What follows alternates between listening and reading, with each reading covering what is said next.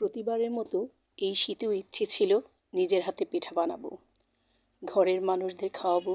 শীতের সকাল বিকেলগুলোই সেই পরিচিত ঘ্রাণে ভরে উঠবে ঘর।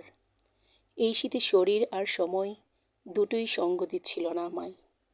ইচ্ছে থাকা সত্ত্বেও পিঠা বানাতে পারিনি। মনে একটু কষ্ট ছিল, কারণ পিঠা মানেই তো শুধু খাবার না, এটা শীতের আনন্দ, স্মৃতি আর ভালোবাসার একটা অংশ। মনে হচ্ছিল শীতটা বুঝি একটু ফাঁকাই থেকে যাবে।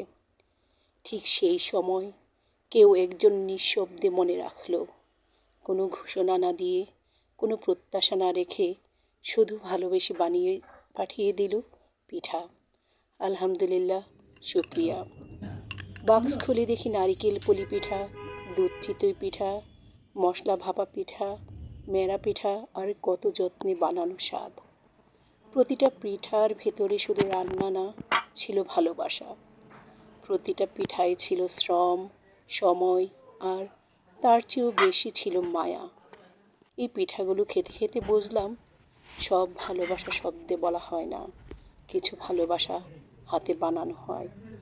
চুলায় বসে ধৈর্য ধরে আর শেষে কাউকে মনে করে পাঠিয়ে দেওয়া হয়। এই শীতে আমি পিঠা বানাতে পারিনি ঠিকই, কিন্তু ভালোবাসার অভাব হয়নি একটু।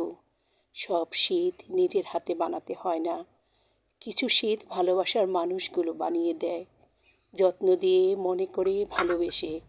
কারো এই যত্ন, এই মনে রাখা আমার কাছে সত্যিই অনেক বড় পাওয়া। এই পিঠাগুলোর জন্য না, এই মনে রাখার জন্য, এই ভালোবাসার জন্য আমি সত্যিই কৃতজ্ঞ। আল্লাহ তোমাদের ভালো রাখুন, সুস্থ রাখুন। তোমার এই সুন্দর মনটা যেন সবসময় এমনই থাকে। অনেক দোয়া ও ভালোবাসা রইল।